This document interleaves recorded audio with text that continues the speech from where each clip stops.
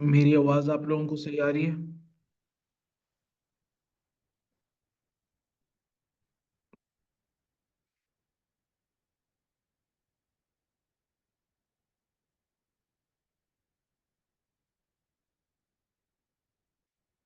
ہاں، بارک اللہ فیک۔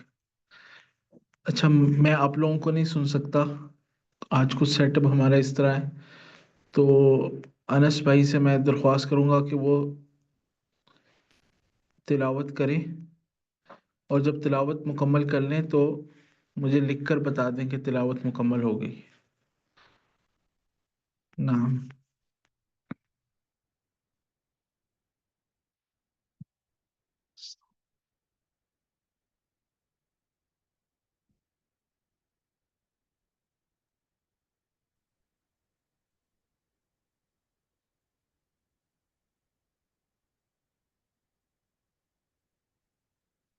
أعوذ بالله من الشيطان الرجيم. بسم الله الرحمن الرحيم. من ذا الذي يقرض الله قرضا حسنا فيضاعفه له وله أجر كريم. يوم ترى المؤمنين والمؤمنات يسعى نورهم بين أيديهم وبأيمانهم بشراكم اليوم جنات تجري من تحتها الأنهار خالدين فيها، ذلك هو الفوز العظيم. يوم يقول المنافقون والمنافقات للذين آمنوا انظرونا نقتبس من نوركم قيل ارجعوا وراءكم فالتمسوا نورا فضرب بينهم بسور له باب باطنه فيه الرحمة وظاهره من قبله العذاب. ينادونهم ألم نكن معكم قالوا بلى ولكنكم فتنتم أنفسكم وتربصتم وارتبتم وغرتكم الأماني حتى جاء أمر الله وغركم بالله الغرور.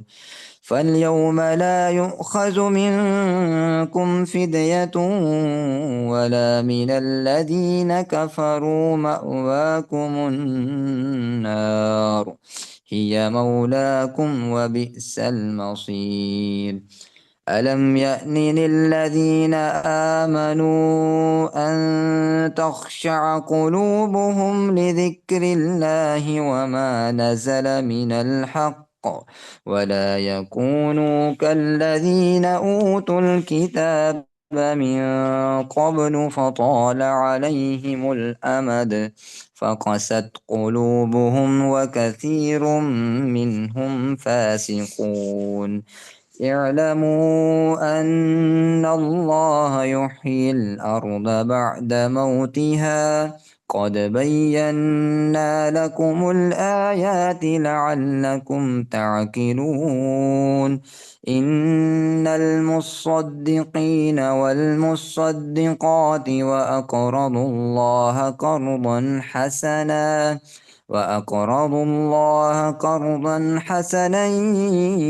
يضاعف لهم ولهم أجر كريم. والذين آمنوا بالله ورسله أولئك هم الصديقون والشهداء عند ربهم لهم أجرهم ونورهم. والذين كفروا وكذبوا بآياتنا أولئك أصحاب الجحيم.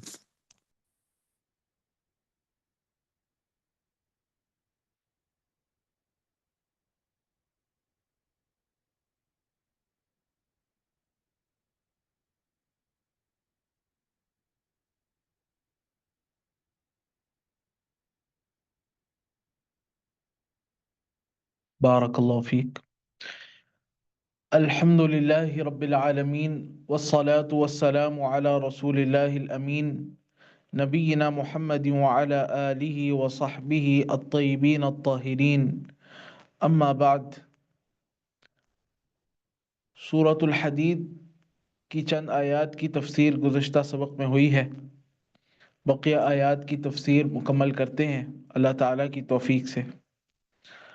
اللہ تبارک و تعالیٰ نے ارشاد فرمایا: وَمَا لَكُمْ لَا تُؤْمِنُونَ بِاللَّهِ وَالرَّسُولُ يَدْعُوكُمْ لِتُؤْمِنُوا بِرَبِّكُمْ وَقَدْ أَخَذَ مِيثَاقَكُمْ إِن كُنتُم مُؤْمِنِينَ. وَمَا لَكُمْ، اور تمہیں کیا ہو گیا ہے. یہ جو اسلوب ہے، یہ اسلوب، اس اسلوب کے اندر ایک طرح اللہ سبحانہ و تعالیٰ کی طرف سے سوال ہے کہ کیا چیز مانع ہے، کیا چیز رکاوٹ ہے. کہ وَمَا لَكُمْ، تمہیں کیا ہو گیا ہے. لَا تُؤْمِنُونَ بِاللَّهِ وَالرَّسُولُ يَدْعُوكُمْ لِتُؤْمِنُوا بِرَبِّكُمْ، تمہیں کیا ہو گیا ہے، کیا چیز تمہارے لیے رکاوٹ ہے کہ تم اللہ سبحانہ و تعالیٰ پر ایمان نہیں لاتے. وہ اللہ جس کی صفات سے تم واقف ہو، جس کی صفات کو بیان کیا گیا ہے، جو عزیز ہے، حکیم ہے، لہو ملک السماوات والارض ہے، یحیی و یمیت ہے، وہو علی کل شیء قدیر ہے، اول ہے، آخر ہے، ظاہر ہے، باطن ہے، بکل شیء علیم ہے، یولج اللیل فی النہار ہے، یولج النہار فی اللیل، جس کی یہ صفات ہیں. اس کی ان صفات کو جاننے کے باوجود بھی تم اپنے ایمان کی تجدید نہیں کرتے. مخاطب اہل ایمان ہے. یہ ایسے ہی ہے جیسے فرمایا کہ یا ایھا الذین آمنوا آمنوا، اے ایمان والو ایمان لاؤ. یعنی اپنے ایمان کو مزین کرو، اپنے ایمان میں اضافہ کرو، اپنے ایمان کے اندر تجدید پیدا کرو، اس کو کمال تک پہنچاؤ. وَمَا لَكُمْ لَا تُؤْمِنُونَ بِاللَّهِ، تمہیں کیا ہو گیا ہے تم اللہ پر ایمان نہیں لاتے. وَالرَّسُولُ يَدْعُوكُمْ، اس حال میں کہ جو رسول ہے محمد رسول اللہ صلی اللہ علیہ وسلم مراد ہے. یدعوکم، وہ تمہیں دعوت دیتے ہیں، وہ تمہیں بلاتے ہیں. لتؤمنوا بربکم، تاکہ تم اپنے رب پر ایمان لاؤ. یہ انبیاء اور رسول علیہ السلام کی دعوت ہے. کل انبیاء اور رسول علیہ السلام کی دعوت ہے ایمان باللہ کی طرف، اور محمد رسول اللہ صلی اللہ علیہ وسلم کی دعوت بھی اس طرف ہے، ایمان باللہ کی طرف، اللہ پر ایمان کی طرف. اس سے معلوم یہ ہوتا ہے کہ سب سے اہم موضوع، سب سے اہم چیز، دین کا اول، دین کا آخر، دین کی ابتدا، دین کی انتہا، وہ ایمان ہے، ایمان باللہ ہے، جس کی حقیقت ہے توحید. قل هذه سبیلی ادعو الی اللہ علی بصیرۃ انا ومن اتبعنی، میں اور میرے متبعین وہ توحید کی طرف دعوت دیتے ہیں. یہی ہمارا سیدھا راستہ ہے. ہم اللہ تعالیٰ کی طرف دعوت دیتے ہیں، یعنی اللہ تعالیٰ کی توحید کی طرف دعوت دیتے ہیں. تو کل انبیاء علیہ السلام نے توحید کی طرف دعوت دی، خصوصاً نبی صلی اللہ علیہ وسلم نے. یدعوکم لتؤمنوا بربکم، کہ تم ایمان لاؤ اپنے رب پر. وقد اخذ میثاقکم، اور یقیناً اس نے تم سے میثاق بھی لیا ہے، پختہ عہد بھی لیا ہے. ان کنتم مؤمنین، اگر ہو تم مؤمن. اللہ سبحانہ و تعالیٰ نے اس آیت میں ایمان لانے کے دو اسباب کا تذکرہ کیا ہے. ایک سبب تو یہ ہے کہ والرسول یدعوکم لتؤمنوا بربکم، رسول دعوت دے رہا ہے، رسول کی دعوت ہے کہ تم ایمان لے کر آؤ. اور دوسرا سبب یہ ہے، وہ اللہ سبحانہ و تعالیٰ نے اس کا عہد لیا ہے. وقد اخذ میثاقکم. اب اللہ سبحانہ و تعالیٰ نے عہد لیا، اس سے کیا مراد ہے؟ بعض اہل علم کہتے ہیں کہ اس سے مراد یہ ہے کہ اللہ سبحانہ و تعالیٰ نے انسان کے اندر عقل رکھ دی ہے اور فطرت رکھ دی ہے. اس کی فطرت میں توحید کو ودیعت کر دیا ہے، اور اس کی عقل جو ہے وہ توحید کو قبول کرتی ہے اور توحید کی طرف لپکتی ہے. تو یہ وہ عہد اور میثاق ہے جو اللہ تعالیٰ نے انسان کی فطرت میں اور اس کی عقل میں رکھ دیا ہے. توحید کی معرفت اللہ تعالیٰ نے اجمالی طور پر وہ انسان کی فطرت میں اور اس کی عقل میں رکھ دی ہے. یہ مراد ہے. اور دوسرا قول یہ ہے کہ اس میثاق سے مراد یہ ہے کہ اللہ سبحانہ و تعالیٰ نے جب اولاد آدم کو چونٹیوں کی شکل میں آدم علیہ السلام کی پشت سے نکالا اور ان سے عہد لیا، الست بربکم، کیا میں تمہارا رب نہیں ہوں؟ تو انہوں نے کہا بلا، کیوں نہیں ہے اللہ، تو ہمارا رب ہے۔ تو یہ عہد مراد ہے، یہ عہد مراد ہے۔ دونوں معنی مراد لیے جا سکتے ہیں، دونوں کا احتمال ہے۔ اور تیسرا معنی یہ بھی ہو سکتا ہے کہ وقد اخذ میثاقکم، اس میثاق کا تذکرہ ہے جس کا قرآن کریم میں ایک اور مقام پہ ہے۔ وہ کیا ہے؟ وہ آیت میں آپ کے سامنے پڑھنا چاہتا ہوں۔ اللہ تعالیٰ نے فرمایا، سورہ مائدہ کی آیت نمبر 7 آپ دیکھیے۔ اللہ تعالیٰ نے فرمایا کہ وَاذْكُرُوا نِعْمَةَ اللَّهِ عَلَيْكُمْ وَمِيثَاقَهُ الَّذِي وَاثَقَكُمْ بِهِ إِذْ قُلْتُمْ سَمِعْنَا وَأَطَعْنَا، اور یاد کرو اللہ تعالیٰ کی نعمتوں کو جو اللہ تعالیٰ نے تم پر کی، اللہ تعالیٰ کے انعامات کو یاد کرو۔ وَمِيثَاقَهُ الَّذِي وَاثَقَكُمْ بِهِ، اور اس عہد کو یاد کرو جو اللہ تعالیٰ نے تم سے لیا، یعنی وہ پختہ عہد جو اللہ تعالیٰ نے تم سے لیا اس کو یاد کرو۔ وہ کب لیا اللہ تعالیٰ نے عہد؟ اذ قلتم سمعنا واطعنا، جب تم نے کہا ہم بات سنیں گے اور ہم اطاعت کریں گے۔ سمعنا واطعنا ہم نے کب کہا تھا؟ جب ہم نے لا الہ الا اللہ کا اقرار کیا۔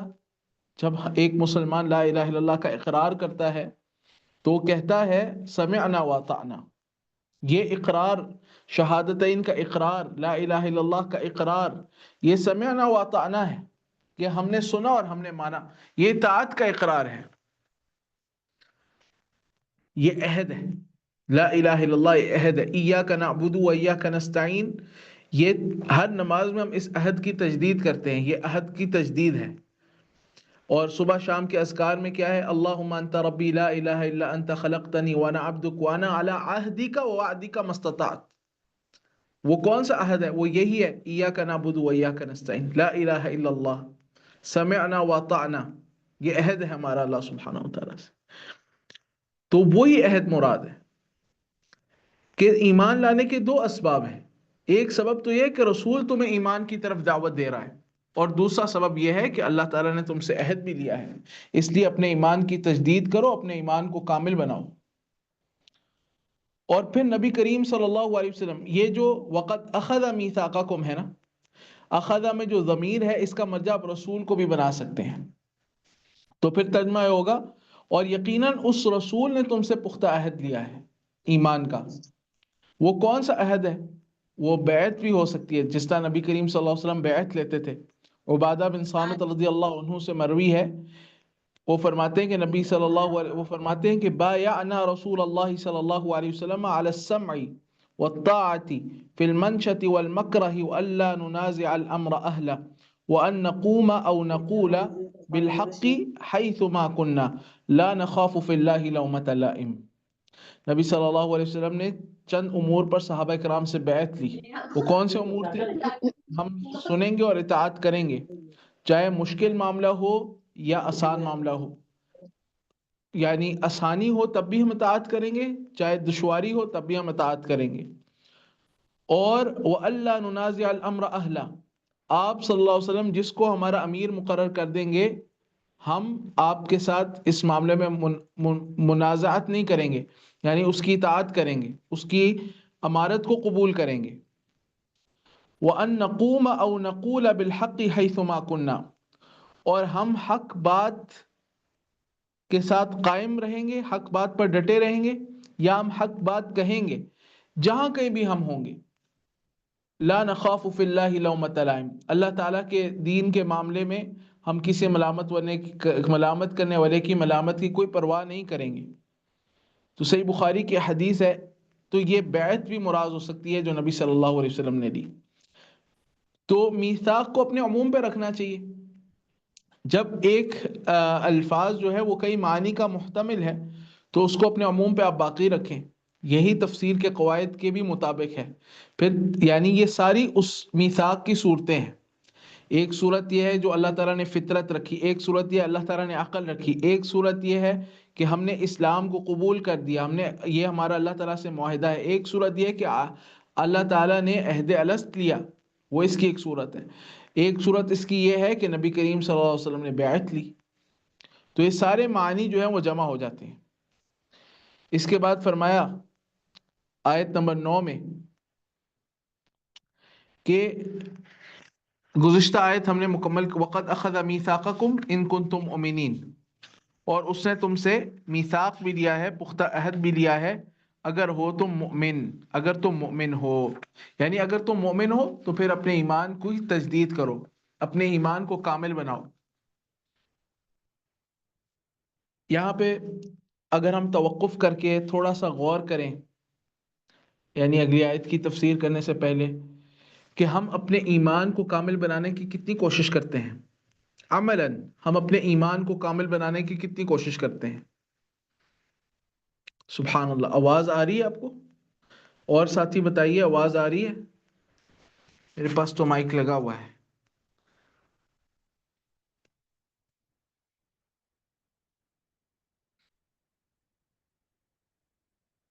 آواز آ رہی ہے میری؟ کسی کو آواز میں کوئی رکاوٹ تو نہیں ہے؟ ہاں، ممکن ہے آپ کے نیٹ میں کوئی مسئلہ ہو کیونکہ آواز تو آ رہی ہے. اچھا جی. اب یہ دیکھیے کہ ہم اپنے ایمان کو کامل بنانے کی کتنی کوشش کرتے ہیں. سب سے پہلے تو فرائض کی ادائیگی ہے. کمال الایمان جو ہے نا، کمال الایمان، یہ صرف فرائض کی ادائیگی کا نام نہیں ہے، یہ حرام سے بچنے کا نام نہیں ہے، بلکہ جو مستحب امور ہیں ان کو ادا کرنے کا بھی نام ہے. جیسا کہ وہ حدیث ہے، حدیث قدسی مشہور، کہ وَلَا يَزَالُ عَبْدِي يَتَقَرَّبُ إِلَيَّ بِالنَّوَافِلِ حَتَّى أُحِبَّهُ. کمال ایمان یہ ہے کہ بندہ فرائض کے بعد نوافل بھی ادا کرے. اور نوافل، حدیث میں ہے کہ بندہ نوافل ادا کرتا رہتا ہے یہاں تک کہ حتی احبہ، میں اپنے بندے سے محبت کرنے لگ جاتا ہوں. فَإِذَا أَحْبَبْتُهُ كُنْتُ سَمْعَهُ الَّذِي يَسْمَعُ بِهِ وَبَصَرَهُ الَّذِي يُبْصِرُ بِهِ وَيَدَهُ الَّتِي يَبْطِشُ بِهَا وَرِجْلَهُ الَّتِي يَمْشِي بِهَا. میں اس کی سماعت بن جاتا ہوں، اس کی بصارت بن جاتا ہوں، اس کے ہاتھ بن جاتا ہوں، اس کے پیر بن جاتا ہوں. اب یہ اس حدیث کا کیا مفہوم ہے؟ یعنی اللہ سبحانہ و تعالی، اس کا یہ مطلب نہیں ہے، ایک تو باطل مفہوم ہے نا جو صوفیہ بیان کرتے ہیں، وہ تو یہ ہے کہ اللہ تعالیٰ حلول کر جاتا ہے معاذ اللہ بندے پہ. یہ تو شرک ہے اور بہت ہی خطرناک شرک ہے. یہ نصارہ کے شرک سے بڑا شرک ہے. یہ ابنیت مسیح کا جو عقیدہ ہے نصارہ کے، اس سے بڑا شرک ہے جو صوفیہ کے ہاں پایا جاتا ہے. وَلِعَوْذُ بِاللَّهِ مِنْ ذَلِكَ. اس کا حدیث کا صحیح مفہوم یہ ہے کہ انسان اللہ سبحانہ و تعالیٰ کی رعایت میں آ جاتا ہے. اللہ تعالیٰ اس کے تمام معاملات کو، اللہ تعالیٰ پھر خود اس کی دیکھ بھال کرتا ہے. اللہ تعالیٰ اس کو گناہوں سے بچاتا ہے، نیکیوں پہ چلاتا ہے. جیسے کہ آگے حدیث میں وَلَئِن سَأَلَنِي لَأُعْطِيَنَّ وَلَئِنِ اسْتَعَاذَنِي لَأُعِيذَنَّ. اگر یہ مجھ سے کوئی سوال کرتا ہے تو میں اس کو ضرور دیتا ہوں. اگر یہ مجھ سے کسی چیز سے پناہ مانگتا ہے، میں ضرور اس کو اس سے پناہ دے دیتا ہوں. یعنی اللہ تعالیٰ کے ہاں بندے کا ایک مقام بنتا ہے. ہمارا اللہ کے ہاں آگے کیا مقام ہے؟ ہم بھی کبھی سوچیں، غور کریں ہاں کہ اللہ کے آگے میرا کیا مقام ہے. دنیا میں اپنے مقام بنانے کی بڑی کوشش کرتا ہوں کہ لوگوں کے ہاں میرا مقام بن جائے. اللہ کے آگے میرا کیا مقام ہے؟ جب اللہ تعالیٰ محبت کرتا ہے، اللہ تعالیٰ تو جبریل سے کہتا ہے میں فلاں آدمی سے محبت کرتا ہوں. جبریل نیچے فرشتوں سے کہتا ہے، حتیٰ کہ زمین و آسمان کی ہر مخلوق اس سے محبت کرنے لگ جاتی ہے. ان الذين امنوا وعملوا الصالحات سيجعل لهم الرحمن ودا. اللہ تعالیٰ مخلوق کے دل میں محبت ڈال دیتا ہے. تو یہ وہ شخص ہے جو لوگوں کو راضی نہیں کرتا، اس لیے کہ رضا الناس غایۃ لا تدرک. لوگوں کی جو رضا ہے وہ ایسے غایت ہے ہاں جو انسان حاصل نہیں کر سکتا. بلکہ بعض اہل علم نے اس پہ کہا کہ کیا لوگوں کی رضا غایت بھی ہے، مقصد بھی ہے؟ تو اصلاً غایت ہی نہیں ہے، مقصد ہی نہیں ہے. مقصد ہی یہ ہے کہ اللہ تعالیٰ راضی ہو جائے.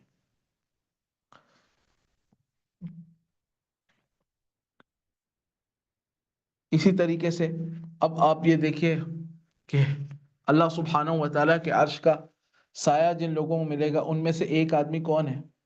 رجل قلبه معلق بالمسجد. وہ آدمی جس کا دل مسجد کے ساتھ معلق ہے. مسجد آنا جانا یہ ایمان کے کمال کی علامات میں سے ہے.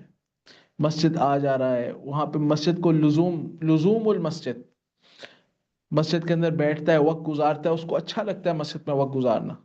اسی طریقے سے یہ بھی ہے وَرَجُلًا ذَكَرَ اللَّهَ خَالِيًا فَفَاضَتْ عَيْنَاهُ، وہ آدمی کہ جس نے خلوت میں، تنہائی میں اللہ تعالیٰ کو یاد کیا اور اس کی آنکھوں سے آنسو بہہ گئے. ایک بندہ دینی طور پر ترقی کر ہی نہیں سکتا جب تک کہ خلوت میں کوئی وقت نہیں ہے اس کے پاس. خلوت اللہ تعالیٰ کے ساتھ، الخلوت مع اللہ، اللہ تعالیٰ کے ساتھ تنہائی میں راز و نیاز کی باتیں نہیں کرتا. اللہ تعالیٰ کے ساتھ جو ہے وہ انس نہیں ہے. بہت بڑی ایک عبادت ہے الانس باللہ، اللہ تعالیٰ کے ساتھ انسیت بہت بڑی عبادت ہے. اس سے انسان فراموش کر چکا ہے. اللہ اکبر. اس کے بعد ارشاد فرمایا هو الذی ينزل على عبده آیات بینات، اللہ تعالیٰ وہ ذات ہے جس نے نازل کی ہیں، جو اتارتا ہے علی عبدہ اپنے بندے پر، آیات بینات واضح آیات. کیوں اتارتا ہے اللہ تعالیٰ؟ لیخرجکم، تاکہ وہ تم لوگوں کو نکال دے، من الظلمات الی النور، اندھیروں سے روشنی کی طرف. اللہ تعالیٰ وہ ذات ہے جو اپنے بندے پر، یہاں پر علی عبدہ سے کون سا عبد مراد ہے؟ وہ عبد جو عبدیت میں سب سے اعلیٰ مقام پر فائز ہے، محمد رسول اللہ صلی اللہ علیہ وسلم. یہ اضافت عبد کی اضافت اللہ تعالیٰ نے اپنی ذات کی طرف کی ہے، برائے اضافت، برائے تشریف ہے. میرا وہ خاص معزز بندہ وہ کون ہے؟ محمد رسول اللہ صلی اللہ علیہ وسلم. اللہ تعالیٰ نے اس پر آیات بینات، واضح آیات نازل کی ہیں. واضح آیات کا کیا مطلب ہے؟ یعنی یہ آیات بینات ہیں، اس میں موجود جو اخبار ہیں وہ واضح ہیں، اس میں کوئی اشکال نہیں ہے. بینات ہیں، احکامات اس کے بالکل واضح ہیں. اخبار اور احکامات قرآن کریم کے ان آیات میں، یہ آیات جن احکام پہ اور جن خبروں پر مشتمل ہے وہ بالکل واضح ہیں، بینات واضح ہیں. جیسے کہ قرآن کریم میں ایک اور مقام میں ہے قد جاءکم من اللہ نور وکتاب مبین یہدی بہ اللہ من اتبع رضوانہ سبل السلام ویخرجہم من الظلمات الی النور بإذنہ ویہدیہم الی صراط مستقیم. تو یہاں پہ بھی یہی فرمایا لیخرجکم، تاکہ وہ اللہ تعالیٰ نکال دے تمہیں، من الظلمات اندھیروں سے، الی النور روشنی کی طرف. کفر کا اندھیرا، ظلم کا اندھیرا، جہل کا اندھیرا، ہاں اسی طریقے سے اللہ تعالیٰ کی نافرمانی کا اندھیرا، بدعات کا اندھیرا، خرافات، بدعات، رسم و رواج اور دنیا پرستی، اور اسی طریقے سے کفر، معصیت، بدعت، یہ سارے اندھیرے ہیں. اندھیرے بہت سارے ہیں. اندھیروں سے، ان سارے اندھیروں سے انسان کو نکال دے، الی النور روشنی کی طرف لے جائے. وہ روشنی کیا ہے؟ ایمان اور علم کی روشنی. ایمان اور علم کی روشنی، وحی کی روشنی، بصیرت. اللہ تعالیٰ نے آیات نازل کی ہیں ہمیں بصیرت دینے کے لیے. ہم نے ان آیات سے اعراض کیا ہوا ہے، ہم انہیں پڑھتے ہی نہیں ہیں. وَإِنَّ اللَّهَ بِكُمْ لَرَؤُوفٌ رَحِيمٌ، اور بے شک اللہ تعالیٰ، اور بے شک اللہ سبحانہ و تعالیٰ تم پر البتہ رؤوف ہے اور رحیم ہے. رؤوف اور رحیم میں کیا فرق ہے؟ ایک ہوتی ہے رأفت اور ایک ہوتی ہے رحمت. رأفت میں نقصان سے بچانے کا معنی ہے. جب رأفت الگ آ جائے تو اس میں بھی یعنی فائدہ پہنچانا، نقصان سے بچانا، یہ دونوں معنی آتے ہیں. رحمت آ جائے الگ سے تو اس میں بھی فائدہ پہنچانا، نقصان سے بچانا، یہ دونوں باتیں آتی ہیں. لیکن رأفت اور رحمت یہاں پر الگ آئی ہے، الگ اکٹھے آئی ہے.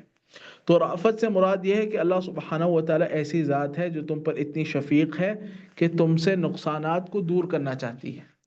اور رحیم ہے یعنی وہ ایسی ذات ہے جو تم پر رحم کرنا چاہتی ہے. اس رحمت کی وجہ سے وہ تمہیں فوائد اور مصالح اور وہ امور جن میں تمہاری منفعت ہے وہ تمہارے لیے آسان اور میسر کرنا چاہتی ہے. تو رحمت یہ نعمت سے اور فوائد سے متعلق ہے، اور جو رأفت ہے یہ دفع ضرر سے متعلق ہے. اللہ تعالیٰ مصائب کو دور کرتا ہے، مضرتوں کو دور کرتا ہے، یہ اللہ تعالیٰ کی رأفت ہے. اور اللہ تعالیٰ نعمتیں دیتا ہے، فوائد دیتا ہے، یہ اللہ سبحانہ و تعالیٰ کی رحمت ہے. ان اللہ بکم لرؤوف الرحیم. سبحان اللہ، کیا مناسبت ہے. دیکھیں هو الذی ينزل على عبده آیات بینات لیخرجکم من الظلمات الى النور وان اللہ بکم لرؤوف رحیم. کیا مناسبت ہے؟ پہلے نزول آیات کا ذکر ہے اور پھر اللہ تعالیٰ کی رأفت اور رحمت کا ذکر ہے. مناسبت یہی ہے کہ اللہ سبحانہ و تعالیٰ نے جو آیات اتاری ہیں یہ اللہ سبحانہ و تعالیٰ کی رأفت اور رحمت کی وجہ سے ہیں. اللہ تعالیٰ نے آیات اسی لیے اتاری ہیں کہ ہم ان آیات سے عبرت حاصل کریں، ان کے معنی کو سیکھیں، ان پر عمل کریں، تاکہ اللہ سبحانہ و تعالیٰ ہمیں گناہوں سے، معصیت سے، نافرمانی سے اور ان کے عذاب سے جو جہنم کی صورت میں اس سے بچا لے.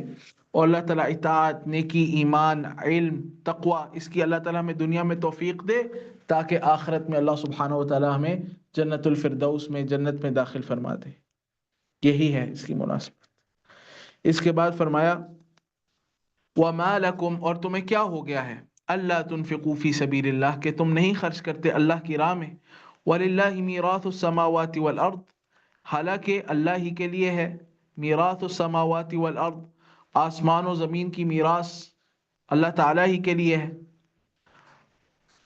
وَمَا لَكُمْ أَلَّا تُنْفِقُوا فِي سَبِيلِ اللَّهِ، اب اللہ سبحانہ و تعالیٰ انفاق فی سبیل اللہ پر ابھار رہا ہے کہ تمہیں کیا ہو گیا ہے، تم اللہ تعالیٰ کے لیے خرچ نہیں کرتے، اللہ سبحانہ و تعالیٰ کی راہ میں خرچ نہیں کرتے.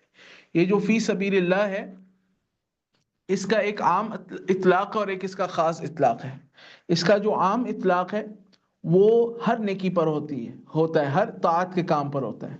لیکن جو اس کا خاص اطلاق ہے فی سبیل اللہ کا، وہ جہاد فی سبیل اللہ مراد ہے. تو یہاں پر اس کو اپنے عموم میں ہی رکھیں.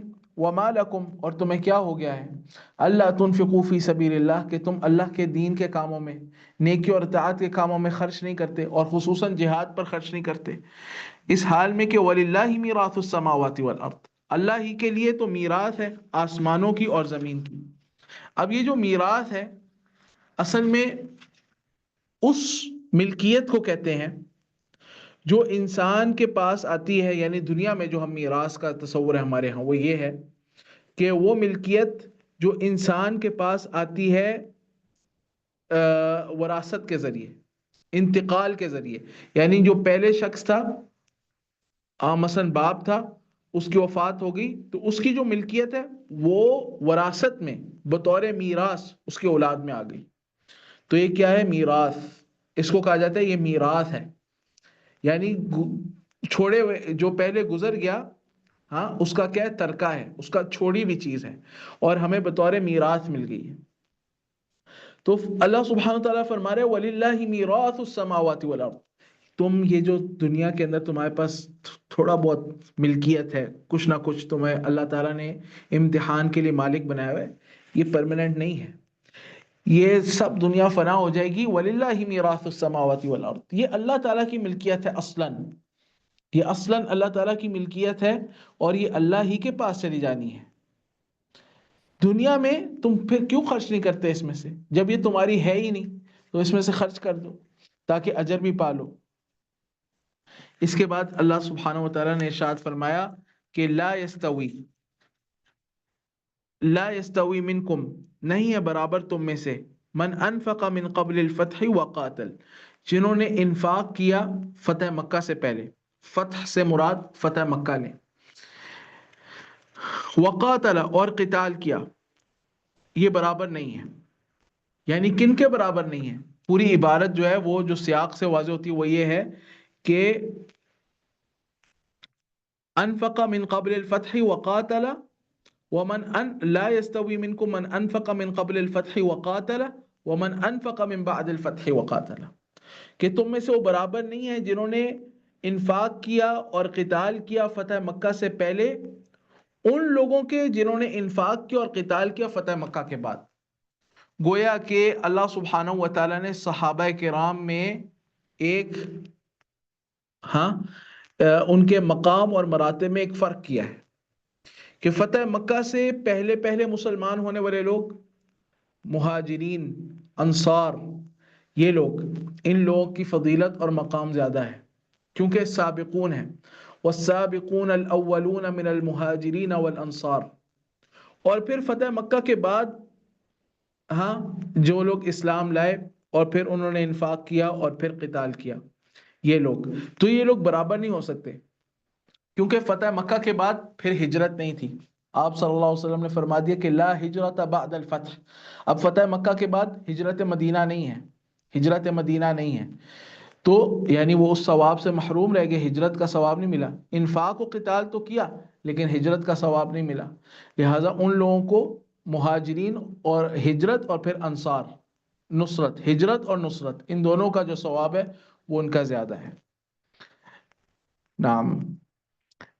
اور اسی طریقے سے البتہ آپ یہ دیکھیے کہ اللہ سبحانہ تعالیٰ نے اس آیت میں بھی اس کے بعد فرمایا وَكُلًّا وَعَدَ اللَّهُ الْحُسْنَى، لیکن بات یہ ہے کہ ہر ایک سے، اصل میں تھوڑی سی اس میں مرتبے میں کمی واقع ہو رہی تھی نا، کہ بعض صحابہ جو فتح مکہ کے بعد اسلام لائے ان کا درجہ کچھ کم ہے، تو اللہ تعالیٰ نے فرمایا کہ اس سے مراد ان کی تنقیص نہیں ہے، بلکہ وَكُلًّا وَعَدَ اللَّهُ الْحُسْنَى، ہر ایک سے اللہ سبحانہ و تعالیٰ نے جنت کا وعدہ کیا۔ حسنہ سے مراد کیا ہے؟ جنت، جیسے کہ قرآن کریم میں ایک اور مقام پہ لِلَّذِينَ أَحْسَنُوا الْحُسْنَى وَزِيَادَةٌ، وہاں پر نبی صلی اللہ علیہ وسلم نے حسنہ کی خود تعریف جنت سے کی ہے، اور زیادہ کی تعریف رؤیت اللہ عز و جل سے کی ہے، کہ جن لوگوں نے دنیا میں احسان اختیار کیا یعنی عمل صالح کیا، ان لوگوں کے لیے آخرت میں حسنہ ہے یعنی جنت ہے، اور زیادہ ہے یعنی اللہ تعالیٰ کی رؤیت ہے، اللہ تعالیٰ کا دیدار ہے۔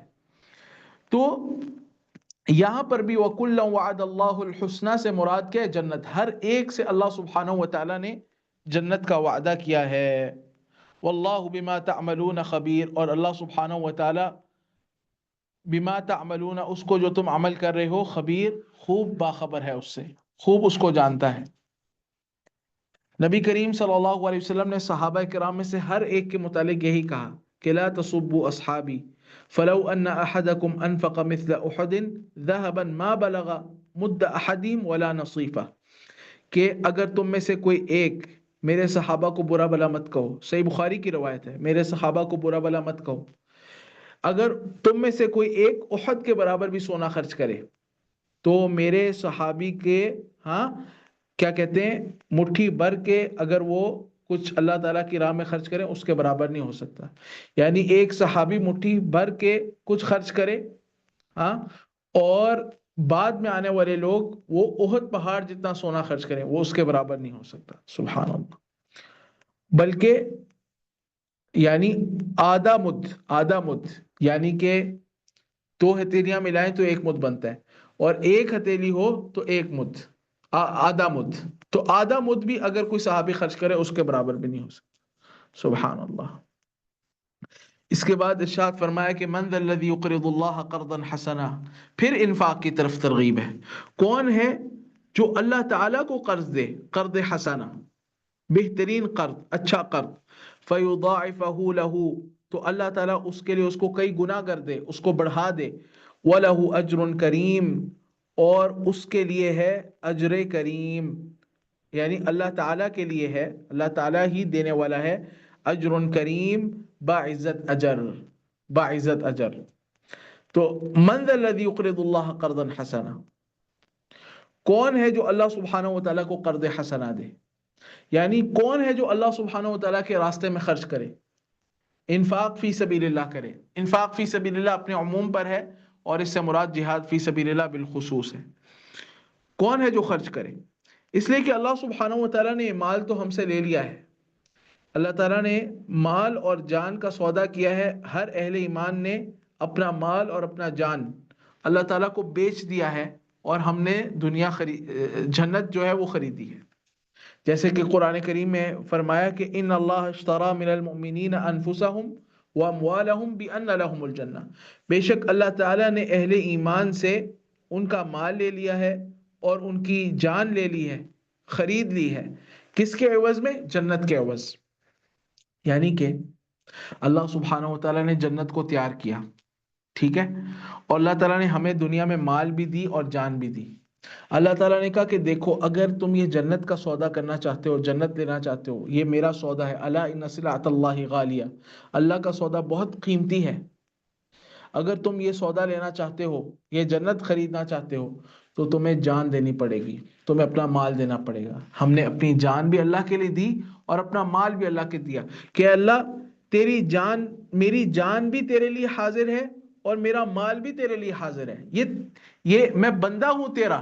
العبد عبدک والمال مالک والنفس نفسک. اے اللہ یہ بندہ تیرا ہے، اس کا مال بھی تیرا ہے، اس کی جان بھی تیری ہے، تیرے دین کے لیے سب کچھ حاضر ہے، سب کچھ قربان ہے. جب انسان یہ کر دے ہاں اور مستعد ہو اس کے لیے، تو اللہ سبحانہ تعالیٰ نے اس کے لیے جنت تیار کر رکھی ہے. ان اللہ اشترى من المؤمنین انفسهم واموالهم بان لهم الجنہ. اللہ تعالیٰ ہمیں شعور کی اس سطح پر پہنچنے کی توفیق دے. من ذا الذی یقرض اللہ قرضا حسنا، کون ہے جو اللہ کو قرض حسنا دے؟ فیضاعفہ له اضعافا کثیرا. اب اللہ تعالیٰ کے ساتھ معاملے میں کیا سود ہے؟ مال ہی اس کا ہے، تو اللہ تعالیٰ اس قرض حسنہ کا بدلہ دے گا اتنا نہیں، اور مال کی صورت میں ہی نہیں، نیکی اور اجر و ثواب کی صورت میں، جو مال سے بہت قیمتی ہے. وہ کیا ہے؟ جنت ہے نا. جنت تو دنیا کے مال سے بہت قیمتی ہے. کتنی قیمتی ہے؟ نبی صلی اللہ علیہ وسلم نے فرمایا کہ لَمَوْضِعُ صَوْتٍ مِّنَ الْجَنَّةِ، ہاں جنت میں ایک جو لاٹھی ہوتی ہے اس کو رکھنے کی جو جگہ ہے، ہاں یا ایک کوڑا اس کو رکھنے کی جو جگہ ہے، ہاں وہ دنیا و ما فیہا سے زیادہ قیمتی ہے. Reunión digital دنیا و خالیه ما فیہا سے زیادہ قیمتی ہے. لَمَوْضِعُ صَوْتٍ مِّنَ الْجَنَّةِ خَيْرٌ مِّنَ الدُّنْيَا وَمَا فِيهَا. دنیا و ما فیہا سے زیادہ بہتر ہے. سبحان اللہ. یعنی کتنی جگہ ہوگی؟ ایک لاٹھی کتنے حصے میں آ جائے گی؟ شاید ایک ہتھیلی کے برابر بھی نہ جگہ ہو، اس سے بھی کم ہو، ایک انگلی کے برابر جگہ ہو. یہ چلے اگر اس کو لمبائی میں رکھا جائے تو شاید اتنی جگہ ہو، بس اتنی سی جگہ جنت کی. ہاں وہ دنیا و ما فیہا سے زیادہ بہتر، دنیا و ما فیہا سے زیادہ بہتر ہے. اب سوچیں آپ، کون ہے جو اللہ تعالیٰ کو قرض حسنہ دے تو اللہ تعالیٰ اس کے ثواب کو بڑھا چڑھا کر اس کو دے. وَلَهُ أَجْرٌ كَرِيمٌ، اور اس اللہ کے لیے ہے، یعنی اس اللہ کے پاس ہے اجر کریم، بہترین اجر. بہترین اجر یعنی جنت. مَا لَا عَيْنٌ رَأَتْ وَلَا أُذُنٌ سَمِعَتْ وَلَا خَطَرَ عَلَىٰ قَلْبِ بَشَرٍ. پھر فرمایا کہ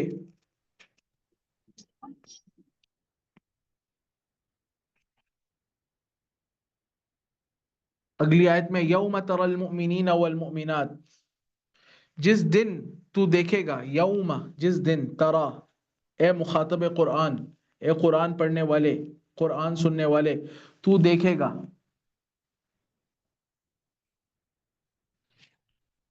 المؤمنین والمؤمنات، اہل ایمان مردوں کو اور اہل ایمان عورتوں کو، یسعا کہ دوڑ رہا ہے، نورہم ان کا نور، بین ایدیہم ان کے سامنے، وبی ایمانہم اور ان کی دائیں جانب.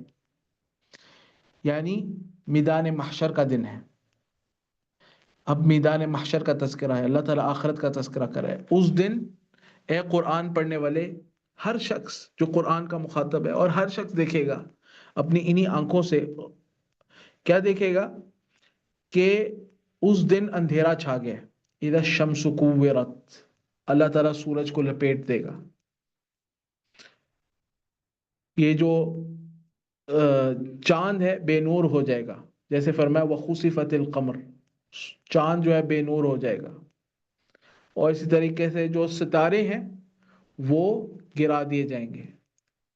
اذا الکواکب انتثرت، سبحان اللہ. روشنی کا کہیں سے روشنی، سورج بھی نہیں ہے، چاند بھی نہیں ہے، ستارے بھی نہیں ہیں، کہاں سے روشنی؟ کوئی روشنی نہیں ہوگی، اندھیرا ہوگا. اس اندھیرے میں کیا ہوگا؟ اللہ تعالیٰ نور دے گا، ایمان کے بقدر، ایمان کے بقدر. اور یہ اندھیرا کس وقت چھائے گا؟ حدیث میں اس کی وضاحت ہے، جب پل صراط پر سے گزرنے کا موقع اور مرحلہ ہوگا، جس کے بارے میں فرمایا کہ وَإِن مِّنكُمْ إِلَّا وَارِدُهَا كَانَ عَلَىٰ رَبِّكَ حَتْمًا مَّقْضِيًّا. اس پر ہر ایک نے وارد ہونا ہے. وہ پل جو جہنم کے اوپر نصب ہے، اس پر سے ہر ایک نے گزرنا ہے. وَلِعِياذُ بِاللَّهِ مِن ذَلِكَ. اس وقت کیا ہوگا؟ اے قرآن کے مخاطب، تو دیکھے گا اس دن اہل ایمان مرد ہوں یا عورتیں ہوں، ان کا نور ان کے سامنے اور ان کی دائیں جانب دوڑ رہا ہوگا. ان کا نور ان کے سامنے دوڑ رہا ہوگا. سامنے ہر ایک کو روشنی ملے گی. میدان محشر میں اللہ تعالیٰ ہر ایک کو روشنی دے گا اس کے اعمال کے بقدر، جو آگے جا کر اس کے قائم काम आएगी अंधेरों में। तो वो जो रोशनी है वो रोशनी आमाल के बकदर होगी किसी की, जैसा कि अब्दुल्लाह इब्न मसूद रज़ियल्लाहु तआला अन्हु बयान करते हैं कि मिनहुम मन नूरुहु मिस्लुल जबल, किसी की रोशनी पहाड़ जितनी होगी, बहुत ज्यादा होगी। व मिनहुम मन नूरुहु मिस्लुल नखला, किसी की रोशनी दरख्त जितनी होगी, खजूर के दरख्त जितनी। व मिनहुम मन नूरुहु मिस्लुर रजुलिल काइम, किसी की रोशनी एक आदमी के बराबर होगी, एक आदमी खड़ा हो तो उसके जो बराबर होती। व अदनाहुम नूरन मन नूरुहु फी इब्हामिही यत्तक़िदु मर्रतन व युत्फ़अु मर्रतन, सबसे कमतर नूर होगा जिसकी रोशनी उसके अंगूठे में होगी, कभी चलेगी कभी बुझेगी। जैसे एक छोटा चिराग होता है, टिमटिमा रहा होता है, कभी चलता है कभी जलता है कभी बुझता है, इसी तरह होगी, उसके अंगूठे में होगी। सुभान अल्लाह, ईमान के बकदर रोशनी मिलेगी। यही जो ईमान है, आपको पता है ईमान में अमल साले भी दाखिल है। ईमान मुरक्कब है, उसमें आपका अकीदा भी है और उसमें अमल भी है। आप जितने अमाल करते हैं, जितना मजबूत आपका अकीदा होता है, इतना मजबूत आपका ईमान होता है। तो ईमान जो है, इसके बकदर इंसान को रोशनी मिलेगी। यौम तरल मुमिनीना वल मुमिनात यसआ नूरुहुम बैन अयदीहिम, अब ये सामने को होगी और दाएं जानिब होगी। दाएं जानिब क्यों होगी? तकरीमन, दाएं जानिब के लिए बतौर तकरीम दाएं जानिब भी होगी, बाएं जानिब नहीं होगी। इसके बाद इरशाद फरमाया कि अहले ईमान से कहा जाएगा बुशराकुमुल यौम, इससे पहले महदूफ है युकालु लहुम, उनको कहा जाएगा उस वक्त बुशराकुमुल यौम, तुम्हें खुशखबरी हो आज के दिन के लिए, यानी आज के दिन तुम्हें खुशखबरी हो। जन्नातुन तजरी मिन तहतिल अनहार, ऐसी जन्नतों की, ऐसे बागात की जिनके नीचे से नहरें बहती हैं, उसके जो महल्लात हैं और जो उसके दरख्त हैं उनके नीचे से उनके ताबे नहरें बहती हैं। खालिदीन फीहा, हमेशा हमेश रहने वाले होंगे उनमें। ज़ालिका हुवल फौजुल अज़ीम, यही बहुत बड़ी कामयाबी है, ये फौजुल अज़ीम है। आज हमने दुनिया में ही अपनी सारी कामयाबियां समझ ली हैं, असल कामयाबी आखिरत की कामयाबी है। फिर अल्लाह ताला ने फरमाया कि यौम यक़ूलुल मुनाफिकून, उस दिन कहेंगे मुनाफिक लोग, वल मुनाफिकात, और मुनाफिक मर्द और मुनाफिक औरतें, लिल्लज़ीना आमनु, ईमान वालों के लिए, उन्ज़ुरूना, ठहरो, नक़्तबिस मिन नूरिकुम, हम तुमसे कुछ नूर ले लें। इक़्तिबास कहते हैं किसी से आप कोई चीज़ ले लें, अखज़ कर लें, हम ले लें तुमसे कुछ नूर, तुम्हारे नूर में से हम कुछ ले लें। यानी मुनाफिक बज़ाहिर ये चूंकि कलमा पढ़ने वाले थे, एक तो काफिर है ना, उनका मामला बिल्कुल अलग है। बज़ाहिर चूंकि दुनिया में अहले ईमान के साथ ही थे, तो आखिरत में भी साथ ही होंगे। अब साथ होंगे तो अहले ईमान को नूर मिलेगा, इनको नूर नहीं मिलेगा, क्योंकि इनके पास तो ईमान था ही नहीं। मुनाफिक के पास ईमान नहीं होता, वो एक ज़ाहिरी ईमान होता है, जो हकीकी ईमान है, यानी अकीदे का। क्योंकि मुनाफिक अंदर से कुफर होता है, उसके दिल में ईमान नहीं होता। तो ईमान जो है वो चूंकि नहीं था, तो क्या कहते हैं, रोशनी भी नहीं मिली। अब रोशनी नहीं मिली तो अहले ईमान से कहेंगे ठहरो जरा, हम तुम्हारे नूर में से कुछ ले लें। तो अहले ईमान क्या जवाब देंगे? क़ील अर्जिउ, उनसे कहा जाएगा इरजिउ वराअकुम, जाओ अपने पीछे, फलतमिसू नूरा, तलाश करो तुम अपने लिए नूर, तलाश करो तुम नूर, पीछे जाओ, वापस जाओ। इसके अहले इल्म ने दो मानी बयान किए, इरजिउ वराअकुम फलतमिसू नूरा, इसके दो मानी हैं। एक माना तो यह है कि दुनिया में वापस जाओ, ये नूर हम यहां से हमें मिला नूर, यहां से तो मिला ही नहीं, ये तो नूर हमें दुनिया में मिला है। दुनिया में जो हमने ईमान और अमल साले किया था उससे हमें नूर मिला है, जाओ वहां से जाकर लेकर आओ। ये तो तुम्हारे लिए मुमकिन ही नहीं है, ये तो मुहाल है, ये अल अम्रु बिल मुहाल है, एक ऐसी चीज का हुक्म दे रहे हैं जो नामुमकिन है। इरजिउ वराअकुम फल्तमिसू नूरा, यानी इससे उनकी जो यअस है और जो उनकी क्या कहते हैं तकलीफ है, अजियत है, उसकी शिद्दत में इजाफा होगा। वलियादु बिल्लाहि मिन ज़ालिक। और दूसरा माना क्या है कि इरजिउ वराअकुम, मैदान महशर में वापस जाओ, वहां से अल्लाह ताला ने हमें रोशनी दी है अपने ईमान की जगह, जाओ अल्लाह ताला से लेकर आओ, मैदान महशर में जाओ वापस, वहां से मिलिए। فضرب، ابھی یہی بات وہ کر رہے ہوں گے، فضرب بینہم بسور لہ باب، فضرب تو حائل ہو جائے گی، یہاں پہ فضرب کا کیا معنی ہے؟ تو آ جائے گی، حائل ہو جائے گی، ڈال دی جائے گی، بینہم ان کے درمیان، کن کے درمیان؟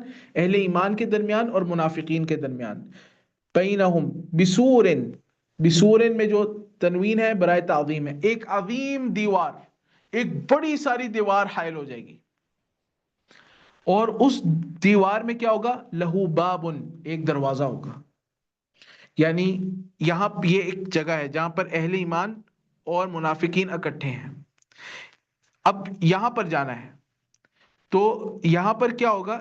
ایک دیوار آ جائے گی، بسورن ایک عظیم دیوار آ جائے گی، اس دیوار میں ایک دروازہ ہوگا، اہل ایمان اس دروازے سے یہاں پر آ جائیں گے، اور اس کے بعد یہ بند ہو جائے گا، بسورن لہو باب۔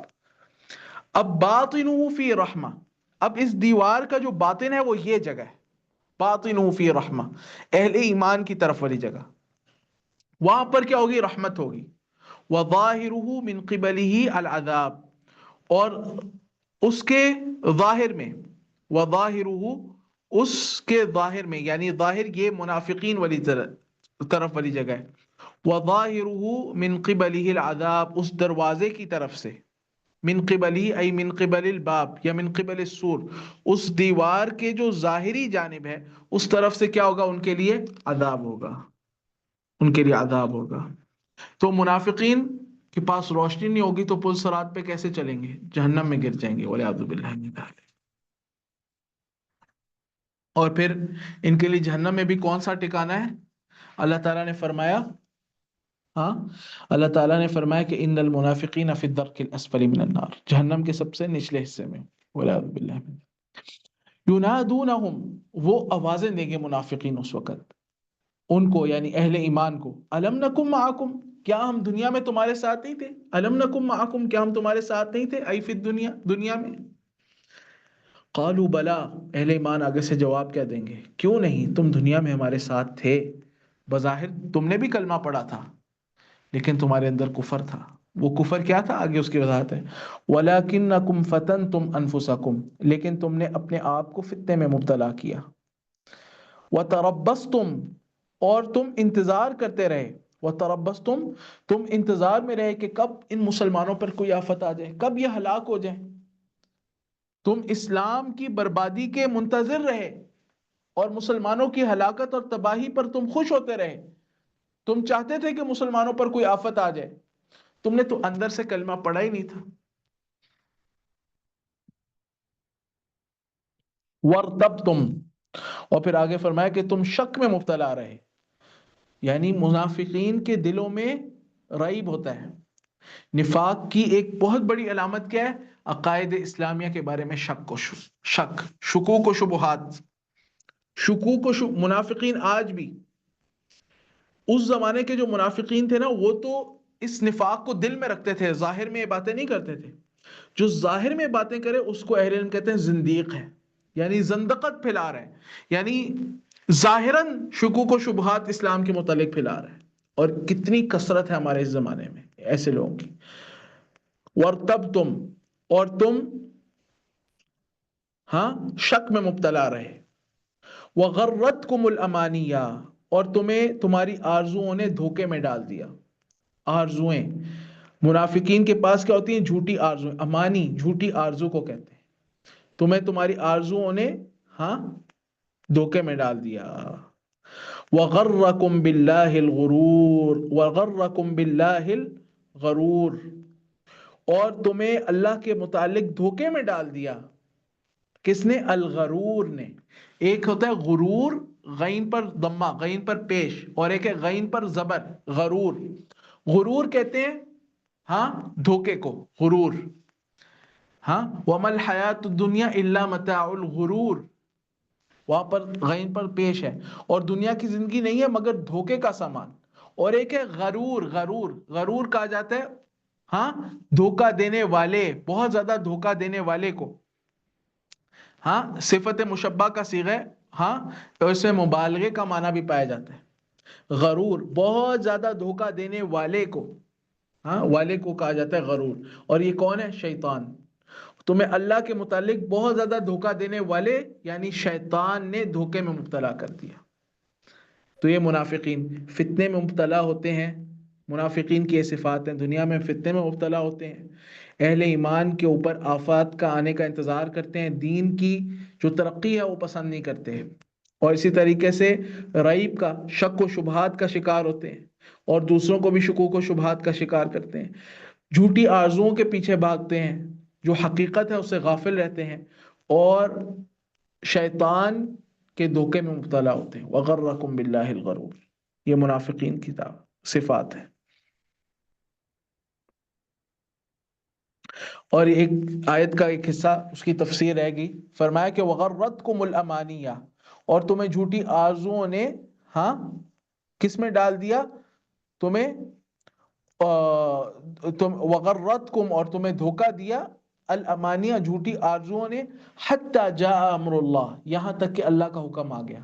حتی جاء امر اللہ سے کیا مراد ہے؟ الموت، اللہ کا حکم آ گیا یعنی موت آ گئی تم پر، اللہ کی ہاں اللہ کا حکم تم پر آ گیا یعنی کہ موت آ گئی، والعیاذ باللہ من ذلک۔ اس کے بعد فرمایا کہ یا ایھا الناس، اس کے بعد فرمایا کہ فَالْيَوْمَ لَا يُؤْخَذْ مِنْكُمْ فِدْيَةٌ وَلَا مِنَ الَّذِينَ كَفَرُوا، پس آج کے دن لا يُؤْخَذْ مِنْكُمْ فدیہ، نہیں تم سے لیا جائے گا کوئی فدیہ۔ فدیہ یعنی اگر منافقین یہ کہیں گے کہ ہم سے کچھ لے لو اور ہمیں عذاب سے نجات دے دو تو فدیہ قبول نہیں کیا جائے گا۔ وَلَا مِنَ الَّذِينَ كَفَرُوا، اور اے منافقوں تم سے بھی فدیہ نہیں لیا جائے گا اور نہ ہی کافروں سے لیا جائے گا۔ مَأْوَاكُمُ النَّارُ، تمہارا ٹھکانہ آگ ہے، ہِیَ مَوْلَاكُمْ، ہاں وہی تمہاری دوست ہے، ہِیَ مَوْلَاكُمْ، وہ جو آگ ہے، وہ جو آگ ہے، مولاکم وہ تمہاری دوست ہے، والعیاذ باللہ من ذالک۔ وَبِئْسَ الْمَصِيرُ، اور وہ بہت ہی برا ٹھکانہ ہے۔ اللہ تعالیٰ نے سورہ آل عمران میں ایک مقام پہ کہا، یہ بھی آیت بہت قابل غور ہے، اللہ تعالیٰ نے فرمایا کہ ان الذین کفروا وماتوا وهم کفار، کہ جن لوگوں نے کفر کیا اور ان کو موت آئی اس حال میں کہ وہ کافر تھے، فلن يقبل من احدهم ملء الارض ذهبا ولو افتدى به، اگر یہ بطور فدیہ زمین بھر کے سونا بھی دینا چاہیں کہ زمین بھر کے ہم سے سونا لے لو، یہ ناممکن ہے، اگر یہ بھی دینا چاہیں تو یہ بھی قبول نہیں کیا جائے گا۔ اولئک لهم عذاب علیم وما لهم من ناصرین۔ اور یہ جو فرمایا نا کہ مأواکم النار، یا ہی مولاہم، جہنم تمہارا ٹھکانہ ہے، ہی مولاہم وہی تمہاری دوست ہے۔ قرآن کریم میں ایک اور مقام میں اللہ تعالیٰ نے فرمایا جس طرح سورہ قاریہ میں ہے، وَأَمَّا مَنْ خَفَّتْ مَوَازِينُهُ فَأُمُّهُ هَاوِيَةٌ، تو جس کا نیکیوں کا پلڑا جو ہے وہ نیچے ہو گیا، نیکیوں کے پلڑے نیچے ہو گئے، ہاں، فَأُمُّهُ هَاوِيَةٌ، تو اس کی جو ماں ہے، اس کی جو ماں ہے وہ ہاویہ ہے۔ جہنم کے ناموں میں سے ایک نام ہے ہاویہ، گڑھا، آگ سے بھرا ہوا گڑھا، وہ اس کی ماں ہے، اس میں اس کو گرایا جائے گا، یعنی وہ اس کا مرجع ہے۔ ہیا، اور یہاں پہ ہیا مولاکم، یہی آگ تمہاری دوست ہے، وبئس المصیر، اور یہ بہت برا ٹھکانہ ہے۔ اس کے بعد اللہ سبحانہ و تعالیٰ نے فرمایا آخرت کی تخویف کے بعد کہ الم یأنی للذین آمنوا، کیا ٹائم کیا ہوا؟ ٹھیک ہے، یہ صورت انشاءاللہ آج ہم مکمل کریں گے، تھوڑا سا انشاءاللہ درس طویل ہو جائے تو پریشان نہ ہوئیں۔ اللہ تعالیٰ نے فرمایا کہ الم یأنی للذین آمنوا، کیا ابھی بھی وقت نہیں آیا اہل ایمان کے لیے، ان تخشع قلوبہم لذکر اللہ، کہ ان کے دل، ہاں ان کے دل جو ہیں وہ اللہ سبحانہ و تعالیٰ کی یاد کے لیے ان کے دل جھک جائیں۔ ان تخشع کا معنی کریں گے جھک جانا، کہ جھک جائیں ان کے دل اللہ سبحانہ و تعالیٰ کے لیے کی یاد کے لیے۔ وما نزل من الحق، اور اس کے لیے جو اللہ تعالیٰ نے اتارا ہے حق میں سے۔ کیا ابھی بھی اہل ایمان پر یہ وقت نہیں آیا کہ ان کے دل اللہ تعالیٰ کی یاد کے لیے جھک جائیں اور اس کے لیے جھک جائیں ہاں جو اللہ تعالیٰ نے اتارا ہے حق میں سے؟ سبحان اللہ۔ یہ آیت مبارکہ جو ہے یہ انسان کو جھنجھوڑ دینے والی آیت ہے کہ اللہ تعالیٰ فرما رہا ہے کیا ابھی بھی یہ وقت نہیں آیا؟ کیوں نہیں آیا وقت؟ اللہ تعالیٰ کی وحی نازل ہو گئی، اللہ تعالیٰ کا کلام ہمارے پاس موجود ہے، کیا ابھی بھی ہمیں اللہ تعالیٰ کے سامنے پیش ہونے سے ڈر نہیں لگتا؟ کیا ابھی بھی یہ وقت نہیں ہے کہ ہمارے دل جھک جائیں اللہ تعالیٰ کی ذکر کی طرف. یعنی ان تخشع قلوبہم لذکر اللہ کا کیا مطلب ہے؟ ہمارے دل جھک جائیں اور مائل ہو جائیں اللہ تعالیٰ کی یاد کی طرف. اللہ تعالیٰ کی یاد میں ہمارے دل ہمیشہ مگن رہیں. مثل الذی یذکر ربہ والذی لا یذکر ربہ مثل الحی والمیت. زندہ ہے وہ دل جس میں اللہ کی یاد ہے، اور غافل اور مردہ ہے وہ دل جو اللہ تعالیٰ کی یاد سے غافل ہے. میت، قلب میت کہا گیا اس کو، ایسے دل کو. اور اس کی طرف ہمارے دل جھک جائیں جو اللہ تعالیٰ نے حق میں سے اتارا ہے، یعنی یہ وحی، اللہ کا کلام، اللہ کے کلام کی طرف ہمارا دل متوجہ ہو جائے، ہم اس کو سیکھیں، اس کے معنی کو سمجھیں، اس میں تدبر کریں، اس پر عمل کریں. پھر فرمایا کہ وَلَا يَكُونُوا كَالَّذِينَ أُوتُوا الْكِتَابَ مِن قَبْلُ فَطَالَ عَلَيْهِمُ الْأَمَدُ فَقَسَتْ قُلُوبُهُمْ. وَلَا يَكُونُوا، اور وہ لوگ یعنی ایمان والے لوگ نہ ہو جائیں ان لوگوں کی طرح، كَالَّذِينَ أُوتُوا الْكِتَابَ مِن قَبْلُ، جن کو کتاب دی گئی ان سے پہلے ہی، یعنی یہود و نصارہ. فَطَالَ عَلَيْهِمُ الْأَمَدُ، پھر لمبی مدت گزر گئی، لمبا وقت گزر گیا، فَقَسَتْ قُلُوبُهُمْ، تو ان کے دل سخت ہو گئے. اہل ایمان کے دل سخت نہیں ہو جانے چاہیے. یہ یہود و نصارہ سے مشابہت ہے کہ ہمارے دل بھی سخت ہو جائیں. یہ قساوت قلبی جو ہے نا، دل کی سختی، دل کی سختی یہی ہے کہ اللہ تعالیٰ کی آیات سن کے دل نرم نہ پڑے. جمود العین اس کی علامت ہے، آنکھ سے آنسو نہ بہیں، دنیا میں انسان مگن رہے، اللہ تعالیٰ کی جو آیات ہیں اس کا اثر نہ ہو. دیکھیں نا، اللہ تعالیٰ کی آیات کا تو اثر ہوتا ہے. اللہ تعالیٰ نے قرآن کریم میں فرمایا کہ ان الذین آمنوا انما المؤمنون الذین اذا ذکر اللہ وجلت قلوبهم واذا تلیت علیہم آیاتہ زادتهم ایمانا وعلی ربهم یتوکلون. اللہ نزل احسن الحدیث کتابا متشابہا مثانی تقشعر منه جلود الذین یخشون ربهم ثم تلین جلودهم وقلوبهم الى ذکر اللہ. سبحان اللہ، اللہ اکبر. اللہ تعالیٰ بس ہمارے دلوں پر رحم فرمائے، ہمارے دل نرم کر دے. یہ آیات پڑھ کے ایسے لگتا ہے ہمارا ہی تذکرہ ہے، کیونکہ ہم دل بہت سخت ہو چکے ہیں، بہت سخت ہو چکے ہیں. ثم قست قلوبكم من بعد ذلك فهي كالحجارة أو أشد قسوة. اللہ تعالیٰ ہمیں دل کی نرمی نصیب فرمائے، اپنے آگے رونا نصیب فرمائے. پھر فرمایا کہ وَكَثِيرٌ مِّنْهُمْ فَاسِقُونَ، اور ان میں سے بہت سارے ہیں جو فاسق ہیں. اہل کتاب کی ایک ہے ہاں ان کی قلبی حالت اور ایک ہے عملی حالت. قلبی حالت کیا تھی؟ دل سخت. اور عملی حالت فسق. دونوں کو اللہ تعالیٰ نے بیان کیا، اور ان کا بہت زیادہ گہرا تعلق ہے. اگر انسان کی قلبی حالت اچھی ہو، دل میں نرمی ہو، رقت القلب ہو، اہل ایمان کی صفت ہے، یعنی رقیق القلب ہوتے ہیں، دل نرم ہوتا ہے. اور اس کی علامت کیا ہے؟ آنکھوں سے آنسو جلدی بہتے ہیں، دعا کرتے ہیں، روتے ہیں اللہ تعالیٰ کے آگے، نماز میں، دیگر اذکار کرتے وقت، خلوت میں اللہ تعالیٰ کے آگے آنسو بہاتے ہیں. سلف اپنے بستروں پر رویا کرتے تھے، اپنے سبحان اللہ ان کے تکیے گھیلے ہوتے تھے، اپنے تکیوں پر سر رکھ کے رویا کرتے تھے. اللہ تعالیٰ بس ہمیں اس کی توفیق دے.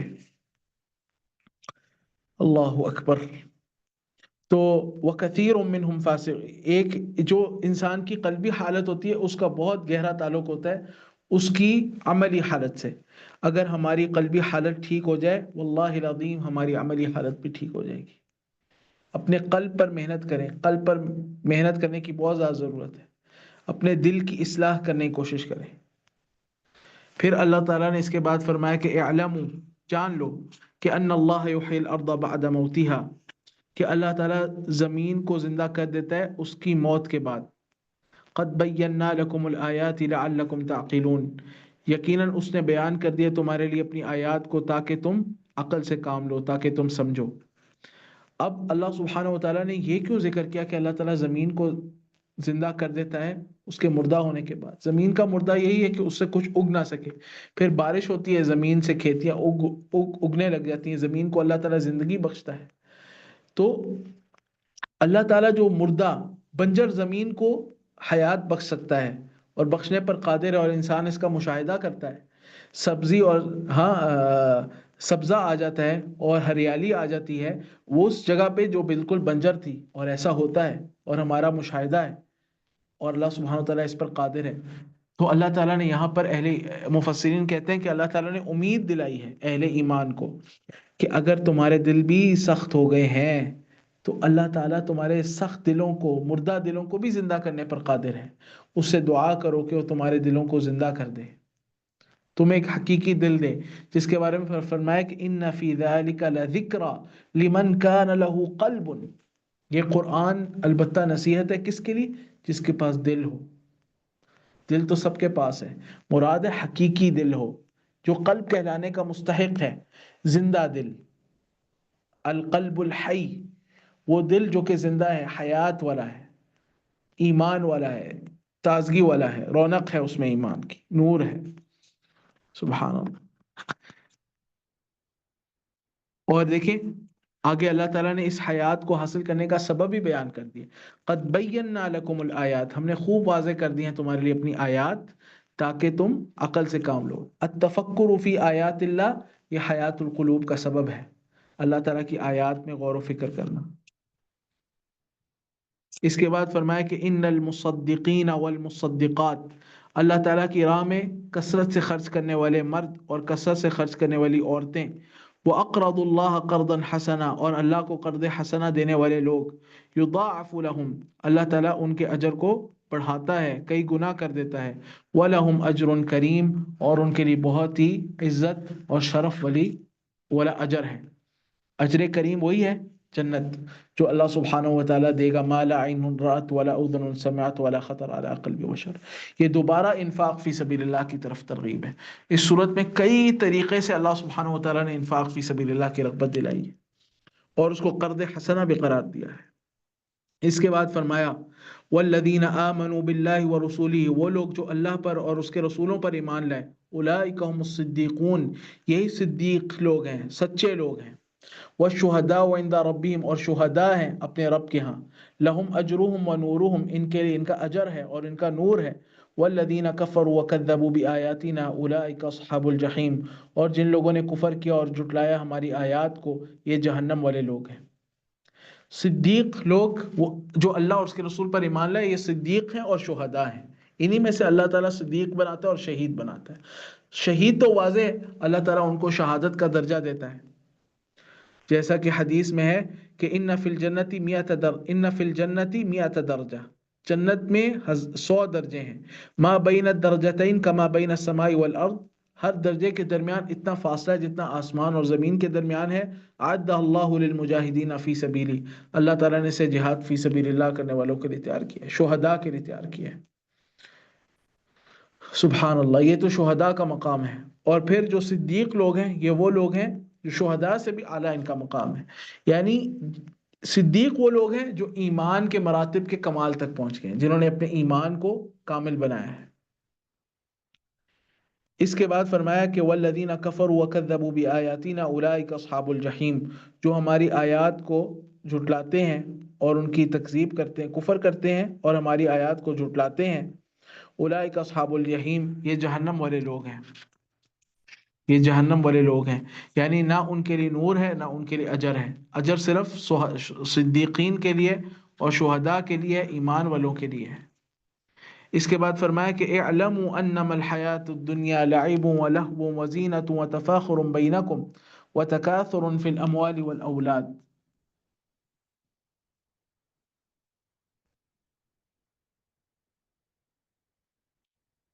انشاءاللہ 10 منٹ مزید انشاءاللہ دیں، اس کو مکمل کرتے ہیں۔ اعلموا، یہ بات جان لو کہ انما الحیات الدنیا لعب ولہو، کہ جو دنیا کی زندگی ہے یہ لعب ہے، کھیل ہے، ولہو، اور دل لگی ہے، لہو دل لگی ہے، یعنی ایک ہوتا ہے لعب کھیل اور ایک ہوتا ہے لہو بیکار چیز، دل لگی کی چیز، فضول چیز۔ جو دنیا کی زندگی ہے اس میں یہی ہوتا ہے، یہ انسان کی زندگی کے مراحل میں یہ ساری چیزیں ہیں۔ جب بچہ ہوتا ہے تو دنیا میں کھیل تماشے کرتا ہے، لعب، ولہو، تھوڑا بڑا ہوتا ہے پھر لہویات میں، فضول چیزوں میں پڑ جاتا ہے، وزینتن، پھر تھوڑا جوان ہوتا ہے تو پھر بناؤ سنگار میں لگتا ہے، اپنے آپ کو، عورت ہے یا مرد ہے، اپنے آپ کو مزین کرنے کے چکر میں لگتا ہے، اچھے کپڑے، اچھا سٹائل، اس چیز میں پڑ جاتا ہے۔ اور پھر فرمایا کہ وَتَفَاخُرٌ بَيْنَكُمْ، اور پھر تھوڑا اور ہاں بڑا ہوتا ہے تو پھر ہاں فخر و غرور ہے آپس میں دنیا میں۔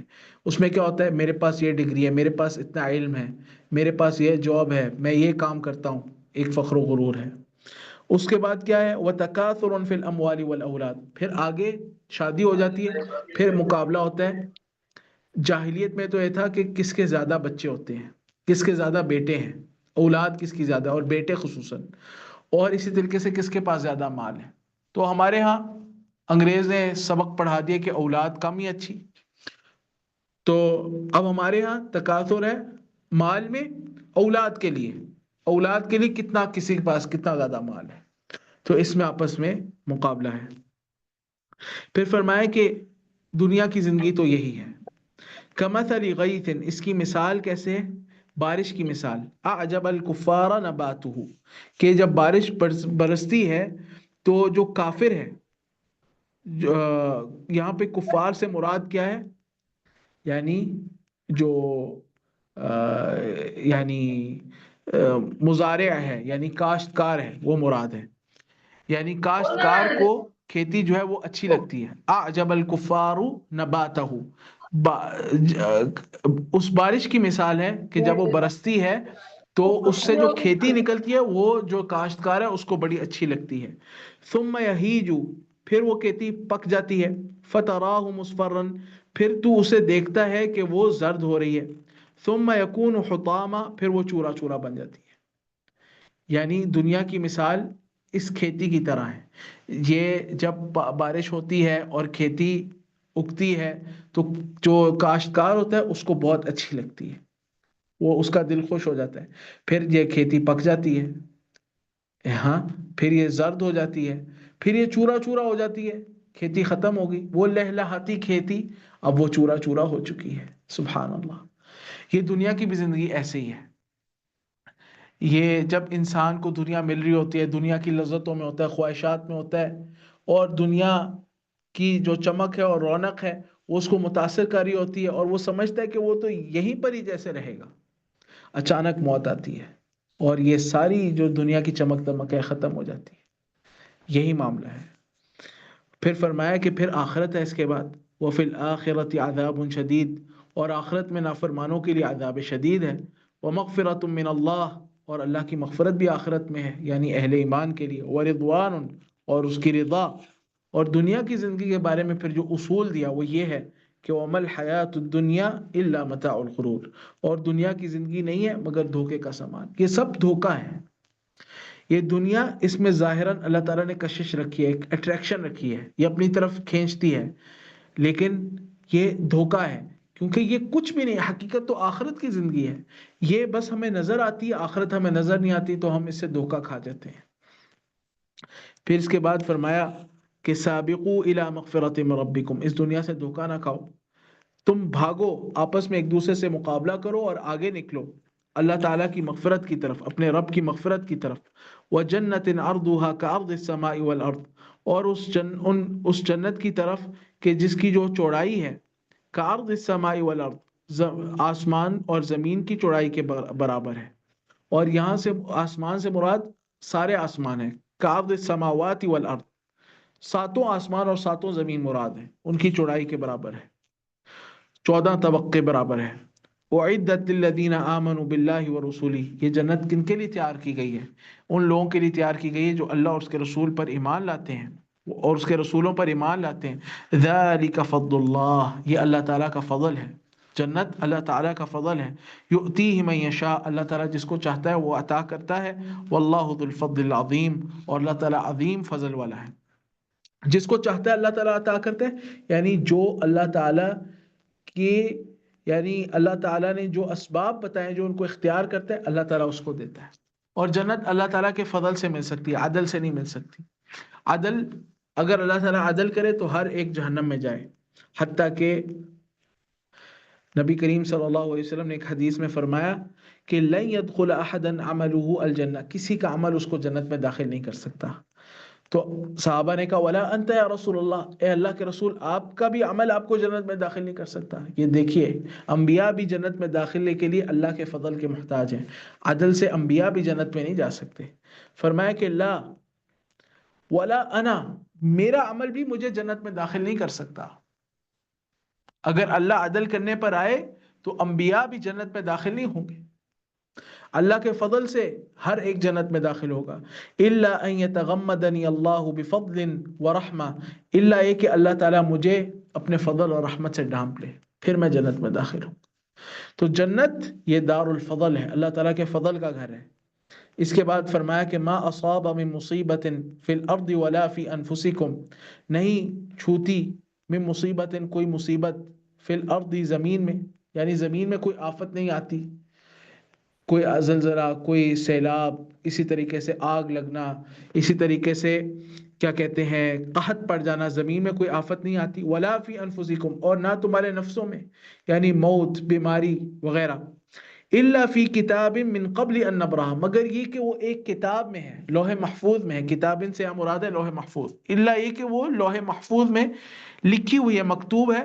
من قبل ان نبرہا، اس سے پہلے کہ ہم اسے پیدا کریں. من قبل ان نبرأہا، یعنی اس سے پہلے کہ ہم اس مصیبت کو جو زمین میں آئی، وہ آفت جو زمین میں آئی یا تمہارے نفسوں میں آئی، وہ آئے، وہ واقع ہو، اس سے پہلے وہ لوح محفوظ میں مکتوب ہے. اور آپ کو پتہ ہے وہ صحیح حدیث جس میں نبی صلی اللہ علیہ وسلم نے فرمایا کہ تقدیر جو ہے اس زمین و آسمان کی تخلیق سے 50,000 سال پہلے اللہ سبحانہ و تعالیٰ نے لوح محفوظ میں لکھوا دی ہے. قلم کو کہا کہ اکتب، اس نے کہا ماذا اکتب یا رب، میں کیا لکھوں؟ تو فرمایا کہ اکتب ما ہوا کائن الی یوم القیامہ، جو قیامت تک ہونے والا ہے اس کو لکھ دو. اس لوح محفوظ میں لکھا ہوا ہے جو مصیبت آنی ہے اسی کے مطابق آتی ہے. ان ذلک علی اللہ یسیر، اور بے شک یہ اللہ تعالیٰ پر بہت آسان ہے، اس کے لیے کچھ مشکل نہیں ہے. یہ کیوں لوح محفوظ میں لکھوائی ہے؟ اس لیے کہ لکی لا تأسوا علی ما فاتکم، تاکہ تم مایوس نہ ہو اس پر جو تم سے رہ گیا، جو تمہاری چیز تم سے فوت ہوگی، جو چیز تمہیں نہیں ملی یا مل کر تم سے چلی گئی، اس پر تم مایوس نہ ہو. ولا تفرحوا بما آتاکم، اور نہ تم خوشی میں آؤ، نہ ہاں آپے سے باہر ہو. ایک تو فرحت ہے نا، الحمدللہ کہنا، خوش ہو جانا، تھوڑی سی نعمت ملی، وہ والی مراد نہیں. یہاں پہ فرحت سے مراد یہ غرور و تکبر کا شکار ہونا، اور نہ تم غرور و تکبر کا شکار ہو ان نعمتوں پر جو اس نے تمہیں دی ہے. واللہ لا يحب كل مختال فخور، اور اللہ سبحانہ و تعالی نہیں پسند کرتا تکبر کرنے والے کو، بہت زیادہ فخر کرنے والے کو. مختال، جو اپنی چال میں تکبر اختیار کرے، اس کی جو چال ہے اس میں تکبر ہے. اور فخور یعنی اس کے دل میں دوسروں سے برتری کا احساس ہے، وہ سمجھتا ہے کہ میں افضل ہوں لوگوں سے. اس کے بعد نبی اللہ سبحانہ و تعالیٰ نے فرمایا کہ لقد ارسلنا، نہیں، الذین یبخلون، یہ والی آیت، الذین یبخلون ویأمرون الناس بالبخل، وہ لوگ جو بخل کرتے ہیں اور دوسروں کو بھی بخل کا حکم دیتے ہیں. یہ منافقین کا طریقہ تھا، خود بھی خرچ نہیں کرتے تھے اللہ کی راہ میں، اور اہل ایمان کو بھی بخل کا حکم دیتے تھے اور طعن کرتے تھے ان کے انفاق پر. جس طرح کہ بعض صحابہ کرام نے جب کھجوریں خرچ کی ساری رات محنت کر کے، تو انہوں نے پہ طعن کیا. الذين يبخلون ويأمرون الناس بالبخل ومن يتول فإن الله هو الغني الحميد، اور جو اعراض کرے، ومن يتول، اور جو اعراض کرے اللہ تعالیٰ کے دین سے، فإن الله هو الغني الحميد، تو بے شک اللہ تعالیٰ غنی ہے، یعنی اس کو کسی کی کوئی ضرورت نہیں ہے، وہ محتاج نہیں ہے کسی کا. الحمید، وہ اپنی ذات میں خود محمود ہے، سب تعریفوں والا ہے، اس کو کسی کی تعریف کی بھی ضرورت نہیں ہے. لقد ارسلنا رسولنا بالبینات، البتہ تحقیق ہم نے اپنے رسولوں کو بھیجا واضح دلائل کے ساتھ. وانزلنا معهم الکتاب والمیزان، اور ہم نے اتارا ان کے ساتھ کتاب کو، والمیزان، اور ترازو کو. یہاں پہ میزان سے مراد عدل ہے. اللہ تعالیٰ نے انبیاء اور رسول علیہ السلام کو بھیجا اور ان کے ساتھ کتابوں کو اتارا اور عدل کو اتارا، یعنی ان کو ایسے احکامات اور ایسی شریعت دی کہ جو عین عدل پر مبنی تھے، وہ احکامات عین عدل پر مبنی تھے، یعنی ہر ذی حق کو اس کا حق دیا گیا تھا۔ اللہ تعالیٰ نے ہمیں پیدا کیا ہے نا، اللہ تعالیٰ جانتا ہے مردوں کا کیا حق ہے، عورتوں کا کیا حق ہے، خاوند کا کیا حق ہے، بیوی کا کیا حق ہے، کس کو کیا سزا دینی ہے، کس جرم پہ کس کو کیا سزا ملنی چاہیے، کس کو کیا انعام ملنا چاہیے، کس کی کیا حیثیت ہے، یہ اللہ سبحانہ و تعالیٰ ہے۔ اللہ تعالیٰ نے انبیاء اور رسول علیہ السلام کو جو کتاب دی اور جو شریعت ان کو دی، اس کے اندر عین عدل تھا۔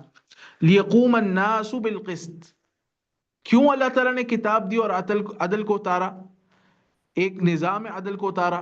لیقوم الناس بالقسط، تاکہ لوگ قائم ہو جائیں عدل و انصاف پر، تاکہ معاشرے میں عدل و انصاف قائم ہو۔ وَأَنزَلْنَا الْحَدِيدَ، اور ہم نے لوہا بھی اتارا، فِيهِ بَأْسٌ شَدِيد، اس میں سخت جنگ ہے، وَمَنَافِعُ لِلنَّاسِ، اور لوگوں کے لیے منفعت بھی ہے۔ یعنی کہ اللہ سبحانہ و تعالیٰ نے جو لوہا اتارا، یہ اس بات کی طرف اشارہ ہے کہ اس کتاب کو لے کر ایسا بھی ہوگا کہ تمہیں اپنے دفاع کے لیے یا دشمنوں سے اس دین کے غلبے کے لیے، اعلاء کلمت اللہ کے لیے تمہیں جنگ کرنی پڑے گی، جنگ کی صورت بھی پیدا ہو سکتی ہے، تو ہم نے اس کے لیے لوہا بھی اتارا ہے۔ وَأَنزَلْنَا الْحَدِيدَ فِيهِ بَأْسٌ شَدِيد، اس میں سخت جنگ ہے، وَمَنَافِعُ لِلنَّاسِ، اور اس میں لوگوں کے لیے فائدہ بھی ہے، یعنی بہت سی چیزیں جو ہیں وہ لوہے سے بنی ہیں اور آج تک بن رہی ہیں اور آگے بھی بنیں گی۔ وَلِيَعْلَمَ اللَّهُ مَن يَنصُرُهُ وَرُسُولَهُ، اور اس لیے کہ اللہ سبحانہ و تعالیٰ جان لے کہ کون اس کی مدد کرتا ہے، وَرُسُولَهُ، اور اس کے رسولوں کی مدد کرتا ہے، بالغیب، غیب میں، یعنی کون اللہ سبحانہ و تعالیٰ، یہ اللہ سبحانہ و تعالیٰ نے ایک امتحان رکھا ہے کہ کون اللہ سبحانہ و تعالیٰ کے دین کی نصرت کرتا ہے اور اللہ سبحانہ و تعالیٰ کے رسولوں کی نصرت کرتا ہے، بالغیبی، غیب میں ہوتے ہوئے، یعنی دنیا میں ہوتے ہوئے، کہ جب آخرت کے معاملات اس سے غیب میں ہیں، پردے میں ہیں، وہ نہیں ان کو جانتا، کون اس حالت میں مدد کرتا ہے۔ ان اللہ قوی عزیز، بے شک اللہ تعالیٰ قوی ہے اور عزیز ہے۔ اللہ تعالیٰ اپنے انبیاء اور رسول کی خود مدد کر سکتا ہے، اپنے دین کو خود غالب کر سکتا ہے، لیکن اللہ سبحانہ و تعالیٰ ایسا نہیں کرتا۔ کیوں نہیں کرتا؟ تاکہ ہمارا امتحان ہو۔ اللہ تعالیٰ قوی ہے اور عزیز ہے، سب پر غالب ہے۔ اس کے بعد اللہ سبحانہ و تعالیٰ نے ارشاد فرمایا کہ وَلَقَدْ أَرْسَلْنَا نُوحًا وَإِبْرَاهِيمَ، ہم نے البتہ تحقیق بھیجا نوح علیہ السلام کو، وإبراہیم، اور ابراہیم علیہ السلام کو، وجعلنا، اور ہم نے بنایا، فی ذریتہم النبوۃ والکتاب، ان کی اولاد میں نبوت اور کتاب۔ آگے انبیاء اور رسول علیہ السلام جو آئے وہ ابراہیم علیہ السلام کے اولاد میں ہی آئے ہیں، تو ہم نے ان دونوں کی ذریت میں، ان کے اولاد میں بنایا نبوت کو اور کتاب کو۔ فمنہم مہتد، تو پھر کچھ ان میں سے ہیں جو ہدایت پانے والے ہیں، وکثیر منہم فاسقون، اور ان میں سے بہت سارے ایسے ہیں جو کہ فسق و فجور کرنے والے ہیں۔ ثم قفینا علی آثارہم برسولنا، پھر ہم نے ان کے پیچھے، ان کے نقش قدم پر اپنے رسولوں کو بھیجا۔ وقفینا بعیسی ابن مریم، اور ان کے پیچھے ہم نے بھیجا عیسیٰ ابن مریم کو۔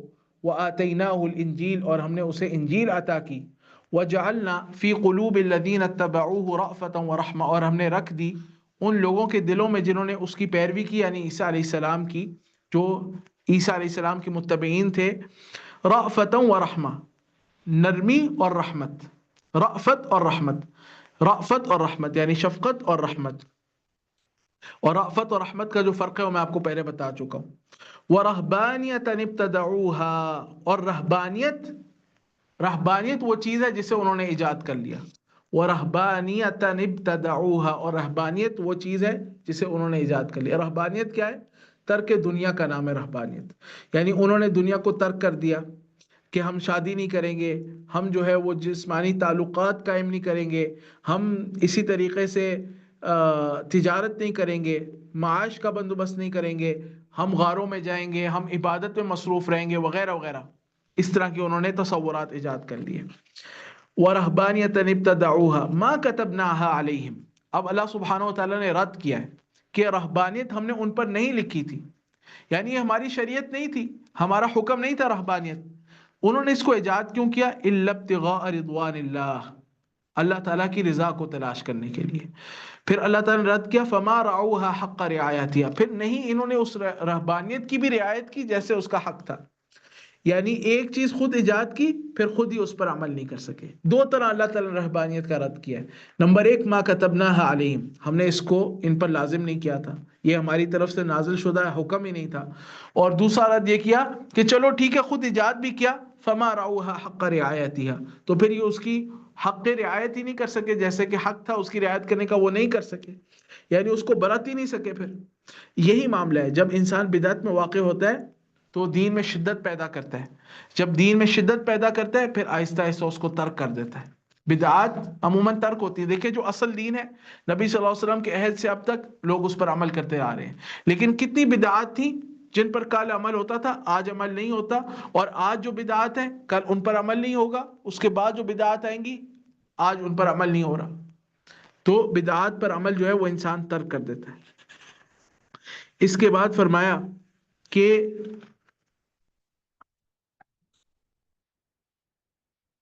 یا ایھا الذین آمنوا اتقوا اللہ وآمنوا برسولی، اے وہ لوگوں جو ایمان لائے ہو اللہ کا تقوی اختیار کرو، وآمنوا برسولی، اور اس کے رسول پر ایمان لاؤ. یؤتکم کفلین من رحمتی، اللہ تعالیٰ تمہیں اپنی رحمت کے دو پلو دے گا، یعنی دو کفل، دو ترازو اپنی رحمت کے دے گا، یعنی رحمت کے دو حصے تمہیں ملیں گے، دوہری رحمت تمہیں ملے گی. بعض اہل علم تو کہتے ہیں کہ یہ آیت اہل کتاب کو مخاطبت ہے، لیکن اصل بات یہ کہ اہل کتاب کو خطاب نہیں ہے، اہل ایمان کو خطاب ہے، کیونکہ یا ایھا الذین آمنوا سے قرآن کریم میں اہل کتاب کو خطاب نہیں ہوا، اہل ایمان کو خطاب ہوا ہے. تو یہ آیت اہل ایمان کے لیے ہی ہے کہ جو ایمان لائے، اللہ تعالیٰ کی رحمت یہ ہے، اللہ تعالیٰ کی طرف سے ایک فضل یہ ہے کہ اللہ سبحانہ و تعالیٰ ان کو ان کی نیکیوں پر دوہری رحمت دے گا.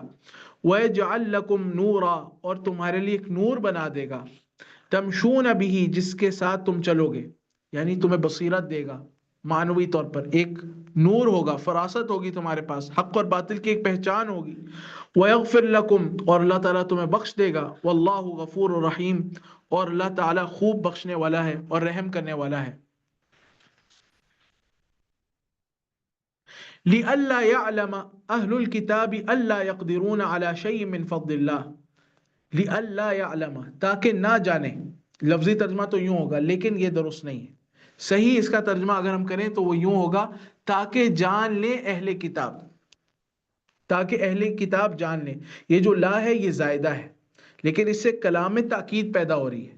لِأَلَّا يَعْلَمَ أَيْ لِكَيْ يَعْلَمَ، تاکہ جان لے اہل کتاب خوب اچھے طریقے سے، اللہ یقدرون علی شیء من فضل اللہ، کہ وہ اللہ کے فضل میں سے کسی بھی چیز کے مالک نہیں ہیں، کسی چیز پر ان کو قدرت حاصل نہیں ہے.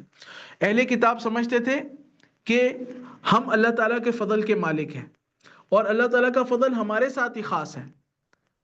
ہاں، تو تاکہ اہل کتاب جان لیں ہم نے تم پر دوہری رحمت اس لیے کی ہے کہ فضل ہمارے ہاتھ میں ہے. اہل کتاب یہ جان لیں کہ وہ اللہ کے فضل کے مالک نہیں ہے.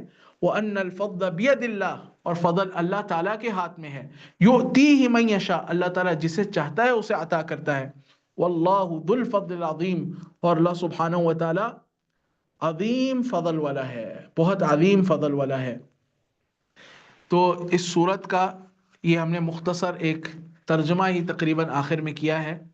تو اس کے اندر بہت سارے فوائد ہیں، اور اگر آپ ان آیات پہ غور کریں گے، تدبر کریں گے، تو آپ ان فوائد کو پا لیں گے انشاءاللہ. اسی پر اکتفا کرتے ہیں. وباللہ تعالی التوفیق، وصلی اللہ وسلم علی نبینا محمد وعلی آلہ وصحبہ اجمعین. السلام علیکم ورحمۃ اللہ وبرکاتہ.